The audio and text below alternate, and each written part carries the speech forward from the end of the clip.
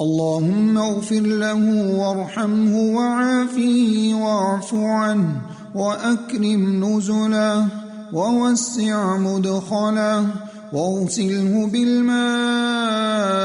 والثلج والبرد ونقه من الخطايا كما نقيت الثوب الأبيض من الدنس، وأبدله دارا خيرا من